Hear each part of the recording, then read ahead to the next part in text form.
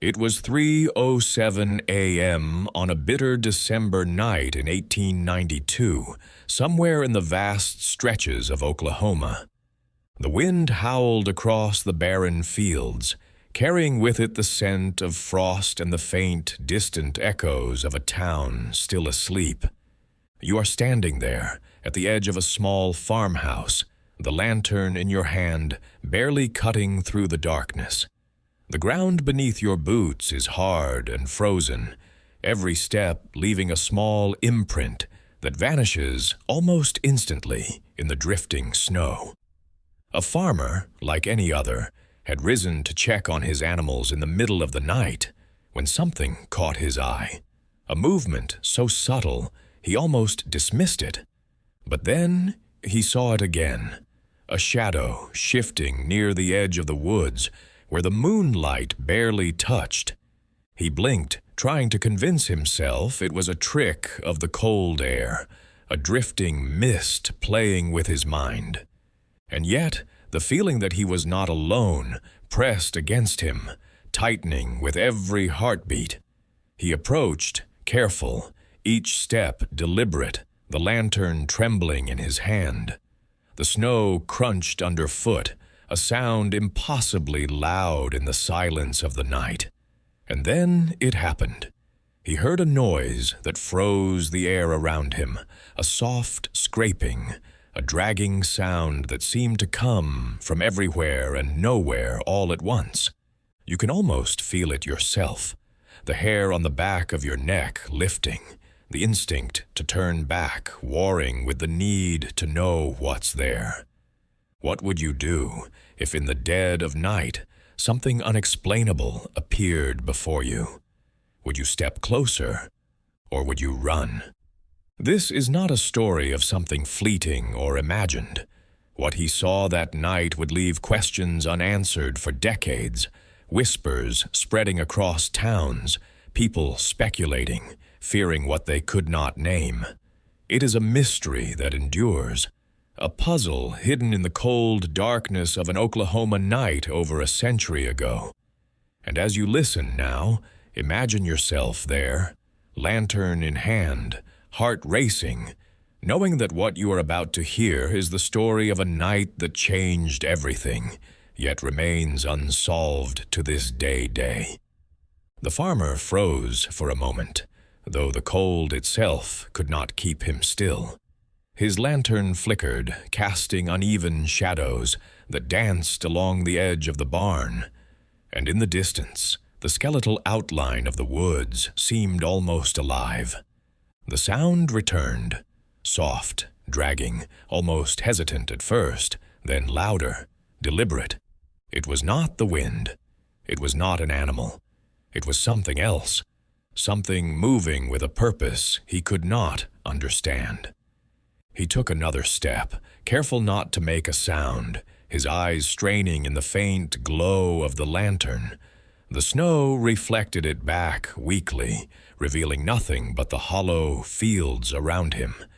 And yet there it was again, just beyond the line of sight. A movement, subtle and unnerving. He could feel it, more than see it, as if the air itself had changed, thickened with tension. What would you do if you were there? Imagine the uncertainty pressing against you, the whisper of a presence brushing past, just out of reach. You can feel your pulse quicken as every nerve in your body screams that something is different, something impossible, but still very real. The farmer knew he should retreat. He knew that every instinct screamed at him to return to the safety of the warm house behind him, to close the door and never look back. But there was curiosity too, the same curiosity that has driven countless people to the edge of understanding and beyond. And so, he moved forward, step by careful step, into the darkness that seemed to pulse around him with every footfall. And that night, in the cold, quiet expanse of Oklahoma, something was waiting, something that no one would ever fully explain, a presence that would haunt him, and eventually the memories of a town far beyond him. For in that instant, in the smallest moment between heartbeats, the ordinary world he knew shattered, leaving only the unexplainable in its place. As you sit there listening, you may feel a chill, a hesitation, a question forming at the edge of your mind. If you were alone, in the middle of a night like this, would you dare to step closer, or would you turn back, forever wondering what might have been there? It was just past 3:15 a.m. when the farmer stepped past the boundary of his own yard and into the open expanse of snow-covered fields. The moon hung low, casting thin, silver light across the frozen earth, illuminating a world that seemed ordinary at first glance, yet, with each step, revealed itself to be anything but. The frost-crusted grass bent underfoot, cracking faintly with every careful step, echoing into the still night. The silence was immense, almost complete, but beneath it, a subtle vibration hummed in the air, something you could feel in your chest more than hear. He approached the edge of the woods, where the trees clustered together like watchful sentinels, their bare branches clawing at the sky. The darkness within seemed to thicken, almost as if the very air had weight, pressing in from every side. The farmer paused, lantern held high, casting a trembling circle of light. That was when he saw it, a shape, fleeting, at the periphery of vision, retreating just as quickly as it appeared, not fully formed, yet undeniable. A figure moving, deliberate, silent, and waiting. The wind shifted suddenly, colder than before, carrying a scent he could not name. It was not smoke, not earth, not any ordinary smell of winter night. It was something sharper, almost metallic, and it made him recoil. He shook his head, telling himself it was imagination. Yet instinct screamed otherwise. The snow at the edge of the woods was disturbed, marked by tracks that seemed impossibly long and uneven, like something that should not exist in this quiet farmland. As he stepped closer, the snow beneath him reflected a dull, almost lifeless gray. Every sound he made seemed exaggerated, the crunch of his boots, the scrape of a branch brushing against another, the distant cry of an owl. But the figure did not move, did not flee, as though it was waiting, observing, aware of him with an intelligence that unsettled him more than fear alone could. Minutes passed, or perhaps hours, for time felt suspended, before the first sound reached him again. A soft dragging, intermittent, like something heavy moving across the frozen ground. He strained to see, but the lantern's light faltered, throwing long, quivering shadows across the snow. And in that darkness, the shape moved again. Closer this time, and though he could not identify what it was, a deep, instinctual understanding pressed upon him. This was no ordinary creature, no animal, no man. Something entirely different, existing in a space between the ordinary and the incomprehensible. He wanted to turn back, to flee into the warmth of his home, to leave the field, and never speak of what he saw. But a compulsion rooted him to the spot. He took another step, the lantern shaking in his grip, revealing in a brief, flickering instant what lay ahead. An outline of figures, or perhaps a single figure, standing just at the edge of the woods, watching, waiting. The snow around it was untouched, yet it had arrived there, impossibly, silently. And then he noticed the details he could not explain, marks in the snow that seemed to form a pattern, not random, as if the land itself had been marked intentionally. The tracks led into the darkness, but where they began, no one could say. And in that instant, a sound split the quiet, a low, resonant noise, almost a whisper, almost a sigh that seemed to come from everywhere and nowhere at once. It carried through the field, brushing against him, brushing past him, leaving a residue of dread in the marrow of his bones. He took a step back, almost stumbling, his mind racing to rationalize what he had seen. And yet, the lantern illuminated only the empty snow, the faint outlines of trees, and the tracks that ended abruptly, as if whatever had made them had vanished into the night itself. In the cold, in the stillness, he understood. This was a night unlike any other, an encounter that would defy explanation for the rest of his life. And you, sitting there, listening to this story over a century later, can almost feel the cold seeping through, almost hear the subtle whispers, almost see the shadow just beyond your sight. Imagine being alone in that field, in the hour before dawn, knowing that something unseen is watching, that something has been there all along, waiting for the moment it could be noticed. Could you have faced it? Or would the instinct to flee have taken hold before understanding ever had a chance? The farmer had retreated slightly, but curiosity tethered him to the snow-laden field. He could no longer ignore the patterns in the snow, the way the footprints had begun and ended without explanation. Each mark was precise, deliberate, as if made by a mind with intent rather than chance. The air itself seemed different now, thicker, charged, almost vibrating with something unseen. You can feel it yourself, the way the quiet stretches, the tension that lingers in every corner of your awareness. He returned to his farmhouse, thinking the safety of 4 walls and a locked door might ease his mind. But when he pushed open the door, he found the hearth cold, untouched by fire for hours. Inside, objects were slightly shifted, as though unseen hands had brushed past. A chair was angled differently, a tablecloth slightly rumpled, a single footprint in the dust that could not have belonged to any person in the house. Outside, the wind carried faint noises, steps across the frozen ground, too heavy for small animals, too quiet for humans. Sometimes, just at the edge of the lantern's glow, shadows moved in ways the moonlight could not explain. The local townsfolk, when he recounted his experiences, shook their heads uneasily, some avoiding his gaze entirely. Yet whispers began to spread.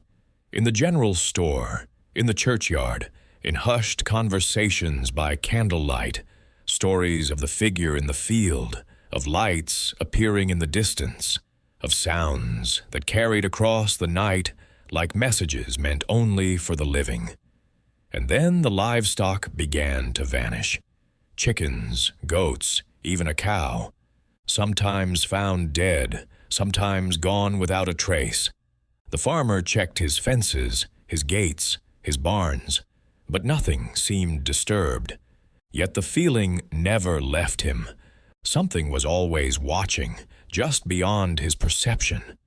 Every creak in the wood, every rustle in the trees felt intentional, purposeful, a communication he could not interpret but could not ignore.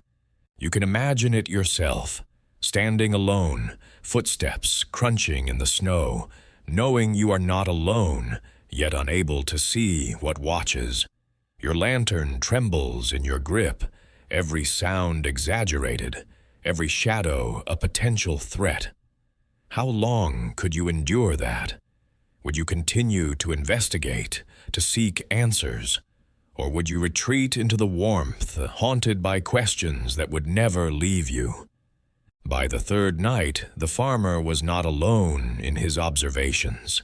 Neighbors reported strange lights in the distance, flickering, moving slowly along the horizon, as if tracing some invisible path. Others spoke of whispers carried by the wind, words he could not decipher but felt were meant for him. Every attempt to explain away the events, wolves, thieves, natural phenomena, fell short. Nothing fit. The impossible persisted, unyielding, growing more pronounced with each passing evening. And yet, the most unnerving aspect was the figure itself. It never came closer in the sense of attack, but its presence was undeniable. Sometimes glimpsed through the trees, other times caught in the periphery of vision, it seemed to observe, measure, and understand everything the farmer did. And when the lantern flickered, for even a heartbeat, he could sense it drawing nearer, the space around him somehow shrinking, the night compressing, leaving him in a pocket of uncertainty and dread. Could you endure that kind of pressure night after night? Could you remain calm as the impossible revealed itself over and over, leaving no answers, no explanations, only more questions, and the certainty that the world you knew had shifted, however slightly, into something you could not recognize or fully comprehend? The whispers in town began to coalesce into theories, yet none satisfied. Some suggested the forest itself had eyes, some spoke of spirits bound to the land, and a few even claimed that certain events were omens, warning of disasters yet to come. But the farmer, faced with reality, each morning in the cold light of day, knew one thing. The world held something that could not be named, something that existed alongside him, yet beyond any comprehension. And as you listen now, imagine the weight of that uncertainty pressing down on you, the snow crunching beneath your feet, the chill in the air, the distant sound of movement in a field that stretches into darkness. Imagine knowing that every step you take could bring you closer to answers, or deeper into the unknown. What would you do if it were you standing there, night after night, in the shadow of a presence no one else could see? The story did not end with the farmer's reports. In the days that followed, others began to recount strange occurrences. A neighboring family, living miles down the same frost-covered road, spoke of lights appearing in the distance, small, flickering, moving in ways that defied explanation.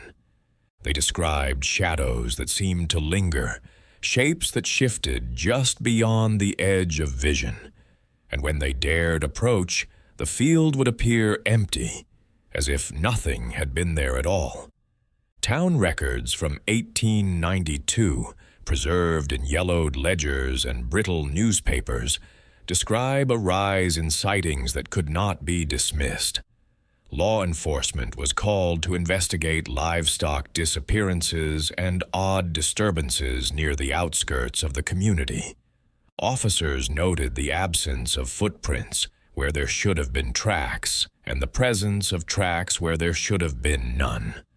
Horses would shy away from certain parts of the fields, and dogs refused to enter woods where the figure had been seen.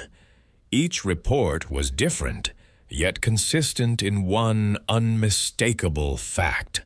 Something unusual, something that could not be explained, was happening. Several witnesses reported sounds, low, dragging noises, the subtle shift of snow, whispers carried on the wind. They spoke of a feeling that they were being measured, evaluated by an unseen observer. One man, a traveling merchant passing through the town, claimed he had seen the figure standing just inside the tree line, its form elongated and motionless. He recounted how the air around him felt heavier, as if it were resisting his movement, pressing against him with a weight he could not name. And the farmer himself continued his vigil.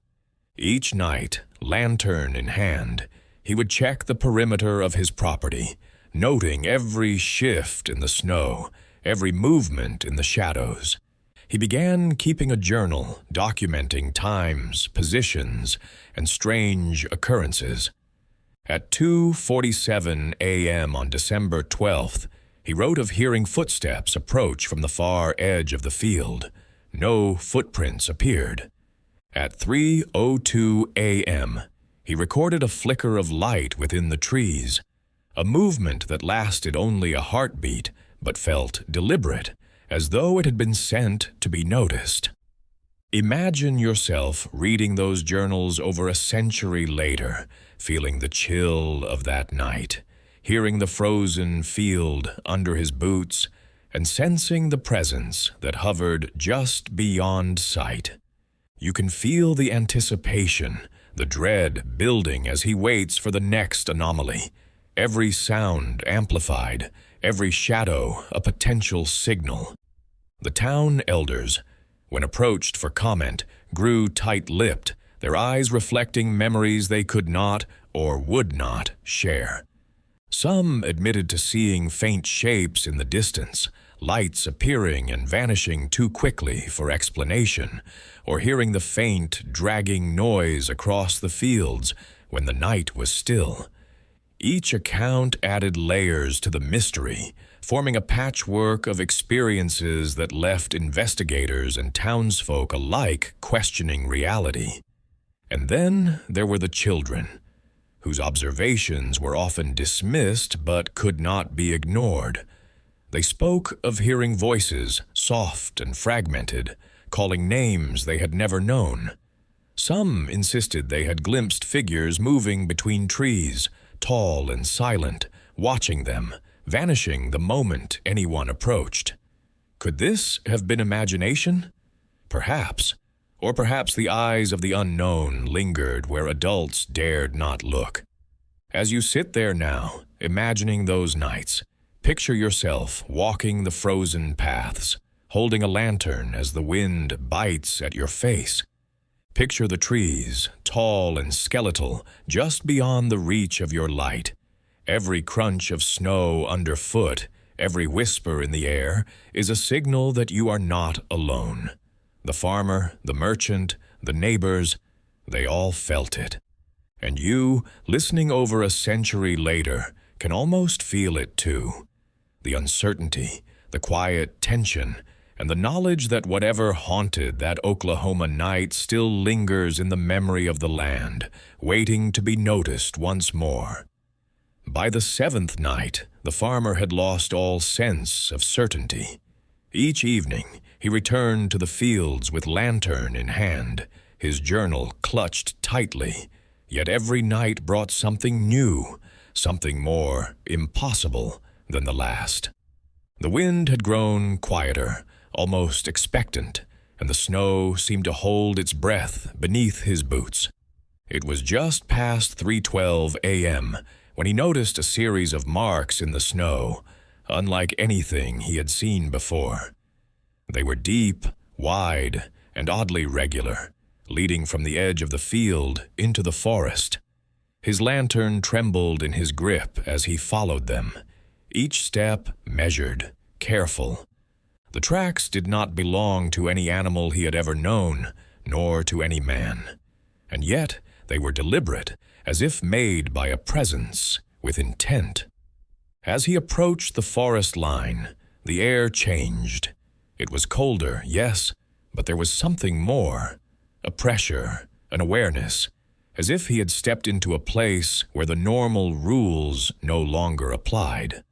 The snow around him seemed untouched by time, yet the marks led to a place that existed both within the world he knew and apart from it.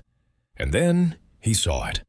At first it was a movement, just a flicker at the edge of the trees. But when the lantern light caught it fully, the figure emerged, not entirely human, yet vaguely shaped like one.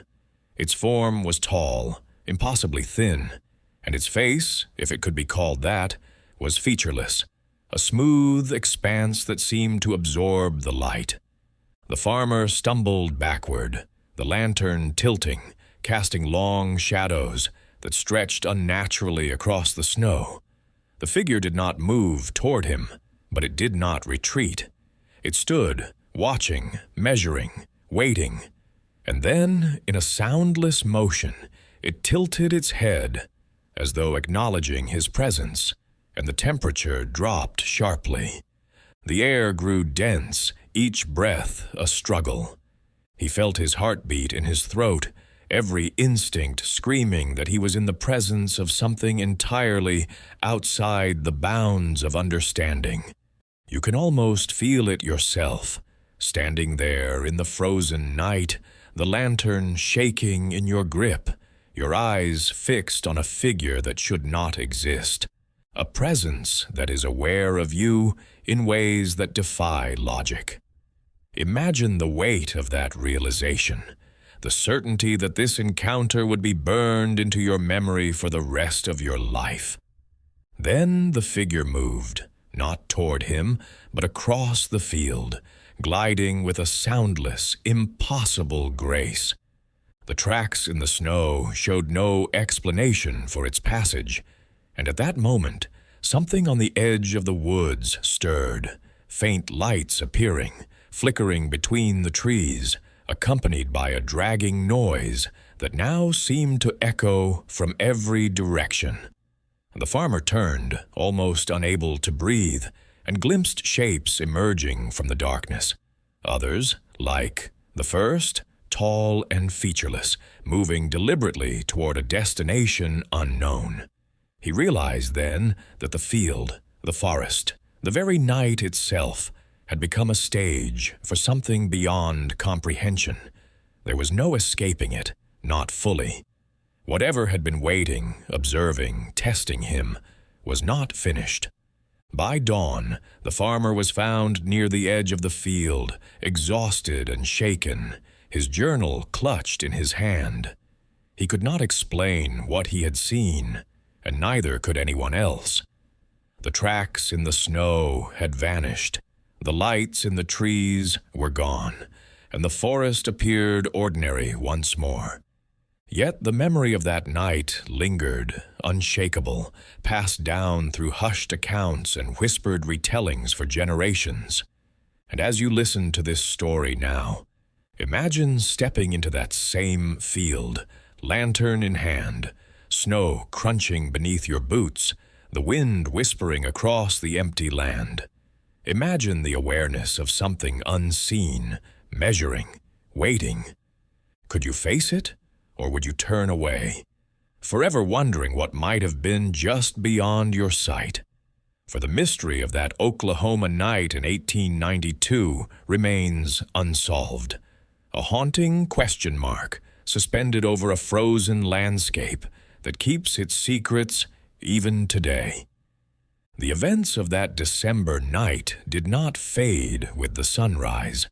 The farmer's account, detailed in his journal, became the subject of hushed conversations throughout the surrounding settlements. Neighbors spoke quietly of lights moving through the trees, of shadows that appeared and disappeared with the wind, of sounds that carried across the frozen fields. Some dismissed the story as imagination, the product of isolation and harsh winter nights. Others, however, could not ignore the consistency in his account and the experiences they themselves had witnessed. Over the following weeks, the farmer attempted to investigate further. He returned to the fields at the same hour, hoping to glimpse the figure again, hoping to find evidence, some explanation. But the forest yielded nothing. Tracks that had appeared so clearly before were gone, the snow undisturbed as if the land itself had erased any trace. The lights, the shapes, the sounds, all vanished without a trace. And yet the memory lingered, etched in his mind, a question that refused to be answered. Historians and researchers who later examined the case considered numerous theories. Some speculated it could have been a natural phenomenon, an optical illusion caused by moonlight on snow or the reflection of distant fires. Others suggested the events were supernatural, a visitation from something beyond human understanding, a presence tethered to that land long before any settlement.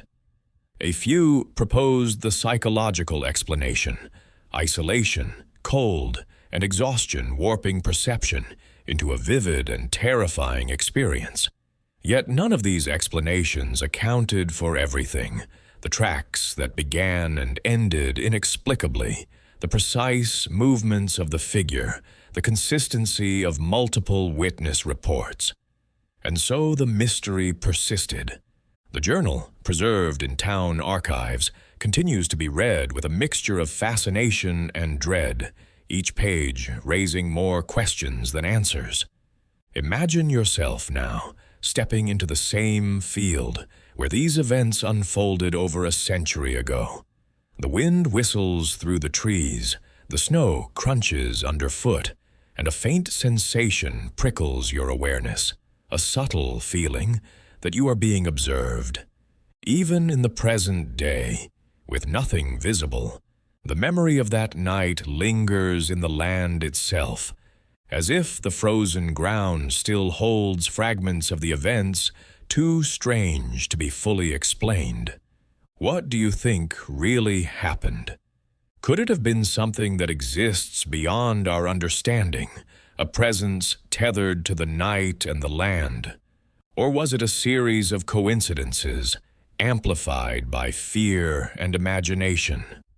Share your theory in the comments below, because even after all these years, the mystery of that Oklahoma night refuses to be solved, and perhaps some questions are meant to remain unanswered. And so the night of December 1892 in Oklahoma remains a question mark suspended over history. A night of shadows, whispers, and tracks that vanished without a trace. The farmer's story, the sightings, the journals, and the accounts from neighbors all point to something that cannot be explained, something that continues to linger in the memory of the land itself. As you sit there listening, think for a moment. Would you dare step into that field, lantern in hand, knowing what might be waiting for you? Or would you turn away, leaving the mystery untouched, carried only in stories and the whispers of the wind? If you would have the courage to face it, smash that like button. If the story unsettled you, share it with someone who dares to hear the unknown. And for more terrifying true accounts that unravel the mysteries hidden in history, subscribe now and join us as we explore the nights that should never be forgotten. Because some places, some nights, and some mysteries are never meant to be understood.